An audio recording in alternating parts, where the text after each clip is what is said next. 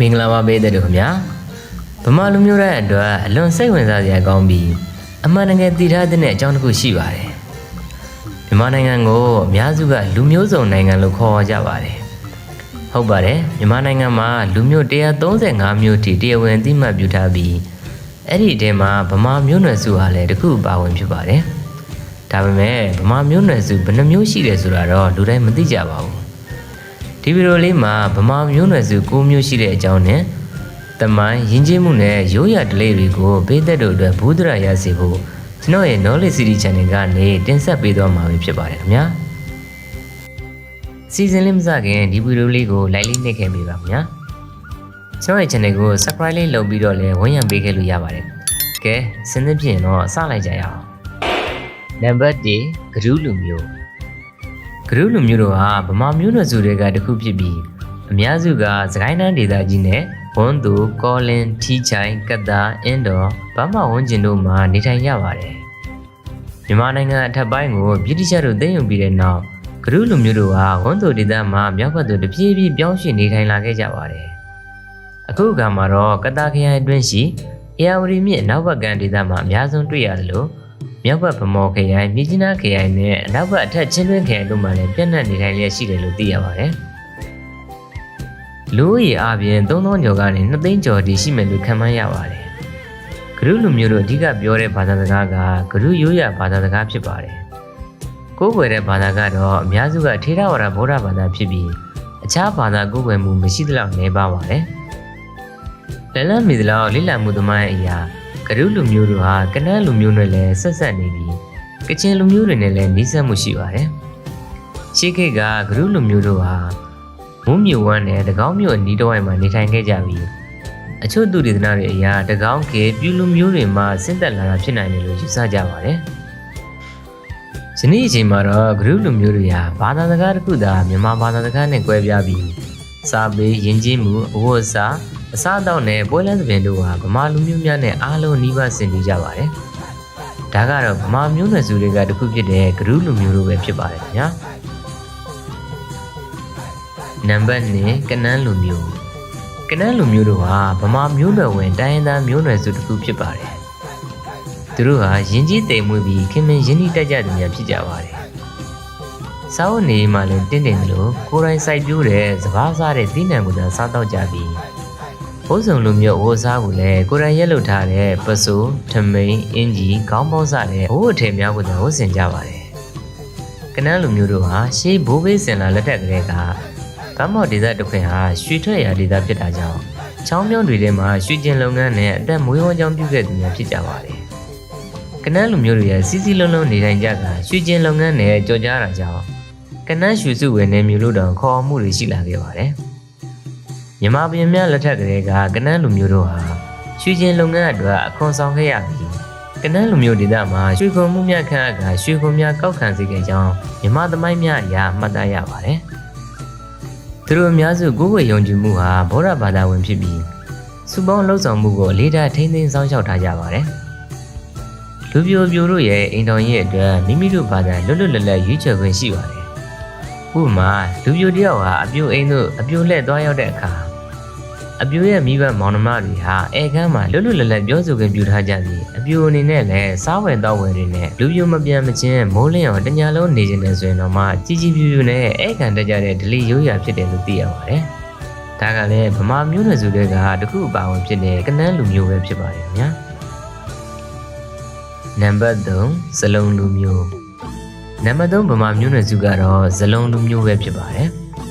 ဇလုံးလူမျိုးတွေဟာမြေကျွန်းစုနဲ့ထိုင်းနိုင်ငံအနောက်ဘက်ကမ်းခြေမှာနေထိုင်ကြပြီးပင်လယ်နဲ့နီးစပ်စွာနေထိုင်ကြကရေကူးရင်ကိုကျွမ်းကျင်တာကြောင့်အင်္ဂလိပ်လို Sea Gypsy လို့ခေါ်ကြပါတယ်။သမိုင်းအရဇလုံးလူမျိုးများဟာမူရင်းဒေသတရုတ်နိုင်ငံတောင်ပိုင်းမှာစိုက်ပျိုးရေးသမားအဖြစ်နေထိုင်ခဲ့ကြပြီးနောက်ပိုင်းမှာတော့အာရှကျွန်းစုများသို့ခွဲထွက်နေထိုင်ခဲ့ကြကပင်လယ်မြင့်တက်မှုကြောင့်ခြေသလုံးအိမ်တိုင်းနေထိုင်မှုအဖြစ်နေထိုင်လာခဲ့ကြပါတယ်။သူတို့ရဲ့နေထိုင်မှုစနစ်ကတော့ကိုယ်တိုင်လက်လုပ်လေးများအပေါ်မှာမိသားစုတစုလုံးနေထိုင်ကြပြီးရာသီဥတုဆိုးဝါးချိန်မှသာခြေတံရင်အိမ်များမှာနေထိုင်ကြပါတယ်။ဇလုံးလူမျိုးတွေဟာငါးပါးလုပ်ငန်းနဲ့ပင်လယ်ထဲမှာငါးပလဲပရဆေးပင်ရင်းမော်ပင်စသည်တို့ကိုရှာဝေစုဆောင်အသက်မွေးဝမ်းကြောင်းပြုကြပြီး တဘာဝပတ်ဝန်းကျင်နဲ့လိုက်လျောညီထွေစွာနေထိုင်ကြပါတယ်ကိုယ်ပဲမှုမှာလည်းသူတို့ကိုယ်ပိုင်ယုံကြည်မှုရှိပြီးနတ်ကောင်းနဲ့နတ်ဆိုးကိုယ်ွယ်ခြင်းဒလေးပွဲများရိုးရသခြင်းဆိုခြင်းကခုံခြင်းဘုံတီးခြင်းစတဲ့ယဉ်ကျေးမှုများကိုထိန်းသိမ်းထားကြပါတယ်ဒါကတော့ဗမာမျိုးနွယ်စုတွေကတစ်ခုဖြစ်တဲ့ဇလုံးလူမျိုးတို့ပဲဖြစ်ပါတယ်ခင်ဗျာနံပါတ်၄တောင်သားလူမျိုးတောင်သားလူမျိုးတွေကလည်းဗမာမျိုးနွယ်စုတွေကတစ်ခုဖြစ်ပါတယ်မြန်မာနိုင်ငံအလယ်ပိုင်းမကွေးတိုင်းဒေသကြီးကံကောခရိုင်အတွင်းမှာကြီးရွာများဖွဲ့စည်းပြီးနေထိုင်ကြတာချင်းပြည်နယ်နဲ့နယ်စပ်ဒေသများမှာလည်းတွေ့ရတတ်ပါတယ်လူဦးရေကတော့3000ကနေ3500အတွင်းရှိမယ်လို့ခန့်မှန်းကြပါတယ်တမိုင်းအရတောင်သားလူမျိုးတို့ဟာပြူလူမျိုးများမှာဆင်းသက်လာတယ်လို့ယုံကြည်ကြပြီးတောင်တန်းဆိုတာကတောင်တန်းများဤသားသို့မဟုတ်တောင်ပိုင်းသားလို့အဓိပ္ပာယ်ရပါတယ်သမုဒ္ဒရမင်းကြီးအုပ်စိုးစဉ်ကာလကလေးကတည်ရှိခဲ့သူများလို့လည်းယုံကြည်ကြပါတယ်သူတို့ပြောဆိုတဲ့ဘာသာစကားဟာချင်းမျိုးနယ်စကားနဲ့ဆင်တူပေမဲ့တောင်သားလူမျိုးတွေကိုချင်းမျိုးနယ်ဖြစ်တော့အတိအမှတ်မပြုကြပါဘူးစိတ်မကောင်းစရာတကူကတောင်သားလူမျိုးတို့ကိုနိုင်ငံတော်အစိုးရကတရားဝင်အတိအမှတ်မပြုရသေးဘူးဆိုတာပါပဲ2018ခုနှစ်ဇန်နဝါရီလ18ရက်နေ့ကမကွေးတိုင်းဒေသကြီးလွှတ်တော်ကိုယ်စားလှယ်ကတောင်သားလူမျိုးတွေကိုတိုင်းသားလူမျိုးစုစည်းသွင်းပြီးကုတ်နံပါတ်ရရှိအတွက်တိုင်းဒေသကြီးလွှတ်တော်မှအတည်ပြုပြီးတိုင်းအစိုးရအဖွဲ့မှတဆင့်ပြည်ထောင်စုအစိုးရသို့တင်ပြပေးရအဆိုကိုတင်သွင်းခဲ့ပေမဲ့အောင်မြင်မှုမရှိခဲ့ပါဘူး။ဒါကြောင့်တောင်သားလူမျိုးတွေရဲ့ယဉ်ကျေးမှုဘာသာစကားသမိုင်းဆိုင်ရာအချက်အလက်များကိုထိန်းသိမ်းဆောင်ရွက်ဖို့လိုအပ်နေစေပဲဖြစ်ပါတယ်။ဒါကလည်းဗမာမျိုးနွယ်စုတွေကတခုအပါဝင်ဖြစ်တဲ့တောင်သားလူမျိုးတို့ပဲဖြစ်ပါတယ်ခင်ဗျာ။နံပါတ်5ဒဝဲလူမျိုးဒဝဲလူမျိုးတို့ဟာဗမာမျိုးနွယ်စုဝင်တစ်ခုဖြစ်ပြီးမြန်မာနိုင်ငံတနင်္သာရီတိုင်းဒေသကြီးအတွင်းမှာအများဆုံးနေထိုင်ကြပါတယ်။ထိုင်းနိုင်ငံမှာလည်းအနေငယ်ရှိပြီးလူဦးရေစုစုပေါင်းကိုမြန်မာနိုင်ငံအတွင်းမှာ8သိန်းခန့်ထိုင်းနိုင်ငံအတွင်းမှာ3,500,000ခန့်ရှိနိုင်တယ်လို့ခန့်မှန်းကြပါတယ်။ဒဝဲလူမျိုးတို့ရဲ့ယဉ်ကျေးမှုဘာသာစကားနဲ့ဝတ်စားစီရင်မှုဟာဗမာရခိုင်အင်းသားစတဲ့အခြားတိုင်းသားများနဲ့ဆင်တူကြပါတယ်။ဒဝဲလူမျိုးတို့ဟာကုန်သွယ်ရေးစိုက်ပျိုးရေးငါးဖမ်းခြင်းနဲ့တက်ထုရှာဝေခြင်းစတဲ့လုပ်ငန်းများနဲ့အသက်မွေးဝမ်းကြောင်းပြုကြပါတယ်။ဒဝဲမျိုးဟာမြန်မာနိုင်ငံအတွင်းကုန်းလမ်းနဲ့ရေလမ်းဆက်သွယ်မှုကောင်းမွန်တာကြောင့်နယ်စပ်အနှံ့ပြန်သွားလာနိုင်ပါတယ်။တမိုင်းကြောင်းနဲ့ယဉ်ကျေးမှုအရဒဝဲလူမျိုးတို့ဟာဒဝဲဒေသအတွက်အရေးပါတဲ့လူမျိုးစုတစ်ခုပဲဖြစ်ပါတယ်။ကဲဒါကတော့ဗမာမျိုးနွယ်စုတွေကတစ်ခုပါဝင်ဖြစ်တဲ့ဒဝဲလူမျိုးပဲဖြစ်ပါတယ်ခင်ဗျာ။နံပါတ်6ဖုံးလူမျို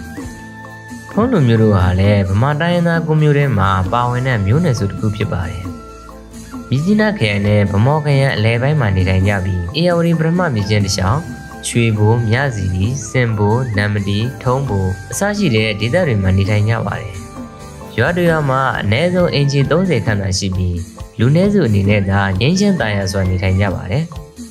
တမိုင်းကြောင်းအရာဖုံးလူမျိုးတို့ဟာတရုတ်နိုင်ငံမင်တီနဲ့မင်ဝဒေသမှာနမ်မတီချောင်းဒေသသို့ရွှေ့ပြောင်းဆင်းသက်လာတယ်လို့ဆိုကြပြီးအေယာဝတီမြစ်ချင်းဒေသကိုပြောင်းရွှေ့နေထိုင်ကြတဲ့အစုအဖွဲ့ကနေ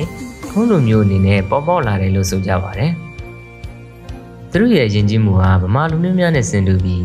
းဘာသာစကားမှာလည်းဖုံးရိုးရဘာသာစကားရှိပေမဲ့မြန်မာဘာသာစကားသာအသုံးပြုကြတာကြောင့်လူကြီးတွေပြောတဲ့ဖုံးဘာသာစကားကိုလူငယ်များကစကားဝလိုတော့မှတ်ထည်နေကြပြီးပျောက်ွယ်လူနီးပါးဖြစ်နေပြီလို့သိရပါတယ်။ဒါကတော့ဗမာမျိုးနွယ်စုတွေကတစ်ခုဖြစ်တဲ့ဖုံးလူမျိုးတို့ပဲဖြစ်ပါတယ်ခင်ဗျာနံပါတ်9မြိတ်လူမျိုး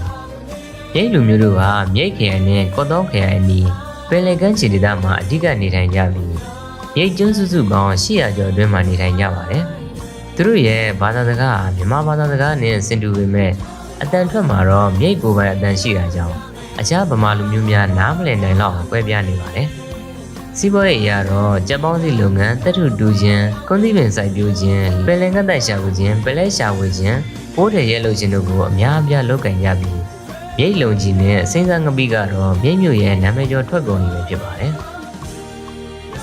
အချင်းချုပ်ပြောရရင်မြိတ်လူမျိုးတို့ဟာပင်လယ်ကမ်းခြေဒေသအတွင်းမှာနေထိုင်ကြပြီးသူတို့ရဲ့ဘာသာစကားယဉ်ကျေးမှုနဲ့စီးပွားရေးလှုပ်ရှားမှုကတနင်္သာရီတိုင်းဒေသကိုထူးခြားစေတဲ့အစိပ်ပိုင်းလို့ဆိုနိုင်ပါတယ်။ဒါကလည်းဗမာမျိုးနွယ်စုတွေကတစ်ခုဖြစ်တဲ့မြိတ်လူမျိုးတို့ပဲဖြစ်ပါတယ်ခင်ဗျာနံပါတ်10ရောလူမျိုးမြန်မာပြည်အောက်ပိုင်းကိုခီးသွားပြီဆိုရင်တနင်္သာရီတိုင်းဒေသကြီးရှိကံကောထီလင်းစောမြို့များကိုဖျက်ကျော်သွားတဲ့အခါတွေ့ရမယ့်လူမျိုးစုတစ်ခုရှိပါတယ်အဲ့ဒါကတော့ရောလူမျိုးတို့ပဲဖြစ်ပါတယ် မြန်မာနိုင်ငံတော်အစိုးရကတိုင်းသား135မျိုးထဲမှာတရားဝင်အသိအမှတ်ပြုထားပြီးဗမာမျိုးနွယ်စုရဲ့အုပ်စုခွဲတစ်ခုအနေနဲ့သတ်မှတ်ထားပါတယ်။ရောလူမျိုးတို့ဟာထေရဝါဒဗုဒ္ဓဘာသာကိုလေးစားယုံကြည်ကြသလိုရိုးရာနှံများကိုလည်းကိုးကွယ်ယုံကြည်ကြပါတယ်။သူတို့ရဲ့ဘာသာစကားဖြစ်တဲ့ရောဘာသာစကားဟာဗမာဘာသာစကားနဲ့ဆင်တူပေမဲ့အတန်ထွက်ကွဲလဲတာကြောင့်အခြားဗမာလူမျိုးများနားမလည်နိုင်လောက်အောင်ထူးခြားနေပါတယ်။ရောလူမျိုးတို့ဟာစီးပွားရေးနဲ့လက်မှုအတတ်ပညာမှာကျွမ်းကျင်ကြပါတယ်။ရောနယ်မှာဆိုရင်ချီငင်စေးဆိုရက်ကန်းရစားတဲ့နုပညာလက်မှုများကိုအမျိုးသမီးတိုင်းလိုတက်မြောက်ကြပြီးကျွမ်းကျင်ပိုင်နိုင်စွာလုပ်ကိုင်နိုင်ကြပါတယ်။ဒါအပြင်ပင်နီချောရောလုံကြီးလုပ်ငန်းတို့ဟာအရင်ကတည်းကနာမည်ကျော်ကြားခဲ့ပြီးအခုချိန်ထိထင်ရှားနေပါတယ်။ထူးခြားတာကတော့ရောလူမျိုးတို့ဟာစုံကဝေလို့ခေါ်တဲ့အောင်လန်းအတတ်ပညာရှင်များရှိပြီးထူးကျွမ်းကျင်တက်မြောက်ကြတယ်လို့သိရပါတယ်။ခရစ်ကက်မှာတကယ်တက်ကြွတဲ့ပညာသည်များအနည်းငယ်သာကျန်ရှိတော့ပေမဲ့အချို့ကြီးရွာများမှာတော့အင်းဒီချင်းရံမကာဝေးရန်အသုံးချနေစေလို့သိရပါတယ်။ကဲဒါကလည်းဗမာမျိုးနွယ်စုတွေကတစ်ခုဖြစ်တဲ့ရောလူမျိုးတို့အကြောင်းပဲဖြစ်ပါတယ်ဗျာ။နောက်ဆုံးနံပါတ်9ကတော့ဗမာလူမျိုးပဲဖြစ်ပါတယ်။မြန်မာနိုင်ငံမှာလူဦးရေအများဆုံးလူမျိုးကတော့ဗမာလူမျိုးဖြစ်ပါတယ်။တနိုင်ငံလုံးအတိုင်းအတာနဲ့လူဦးရေဟာ68.88%ခန့်ရှိပြီးမြန်မာနိုင်ငံအလဲပိုင်းအေရဝတီမြစ်ဝန်းဒေသတစ်လျှောက်မှာအခြေချနေထိုင်ကြပါတယ်။ဗမာလူမျိုးတို့ကတိဘက်ဗမာမျိုးနွယ်စုအကြီးဆုံးဖြစ်ပြီးမြန်မာယဉ်ကျေးမှုဘာသာရေးရိုးရာဓလေ့များပေါ်များသူတွေဖြစ်ကြပါတယ်။သမိုင်းကြောင်းအရတော့မြန်မာလူမျိုးတို့ဟာအခုမြန်မာနိုင်ငံနယ်ဘက်အတွင်းတာယာအေးချမ်းစွာနေထိုင်လာကြတာမဟုတ်ပါဘူး။နာဂသက်ကမ်းရံပြူတို့နောက်မှာဝင်ရောက်လာခဲ့ကြပြီးပြူတို့ရဲ့ပထမပြည်တော်စုမပြတ်မီကလေးကရောက်ရှိနေခဲ့ကြတယ်လို့သမိုင်းပညာရှင်များကခန့်မှန်းကြပါတယ်။ခေတ်ကာလအရမြန်မာလူမျိုးတို့ဟာကြောက်ခေတန်ခေပြူခေစတဲ့လူနေမှုအစဉ်တန်းများကိုဖျက်ဆီးခဲ့ကြပါတယ်။ဗမာလူမျိုးများဟာAD 17ရာစုကစပြီးဗုဒ္ဓဘာသာကိုလက်ခံယုံကြည်ကာဖျားကြောင်ရိုးရာဓလေ့ယဉ်ကျေးမှုတို့ကိုစဉ်ဆက်မပြတ်ဆောင်ရွက်ခဲ့ပါတယ်။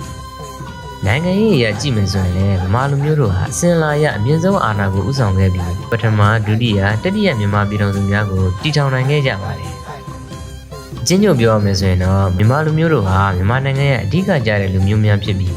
ယဉ်ကျေးမှုဘာသာရေးသမိုင်းနဲ့နိုင်ငံရေးမှာအရေးပါဆုံးအခန်းကဏ္ဍကနေထမ်းဆောင်နေစေဖြစ်ပါတယ်။ကဲဒါကတော့ဗမာမျိုးနွယ်စုတွေကတစ်ခုဖြစ်တဲ့ဗမာလူမျိုးပဲဖြစ်ပါတယ်ခင်ဗျာ။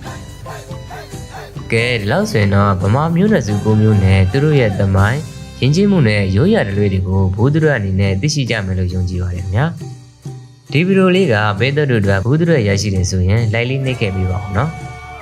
ဒီလိုဘိုးသူရရရှိမဲ့အကြောင်းအရာတွေကိုအမြဲတင်ဆက်ပေးနေမှာဖြစ်လို့ကျွန်တော်ကိုအားစိတ်တိုက်တဲ့အနေနဲ့ကျွန်တော်ရဲ့ channel လေးကို subscribe လေးလည်းလုပ်ပေးခဲ့ပါဦးခင်ဗျာပရိသတ်များအားလုံးကျမ်းမာရှင်လန်းပြီးဘုဒ္ဓတော်တွေတိုးပွားနိုင်ကြပါစေနောက်ဗီဒီယိုလေးမှာပြန်လည်ဆုံတွေ့ကြမယ်နော်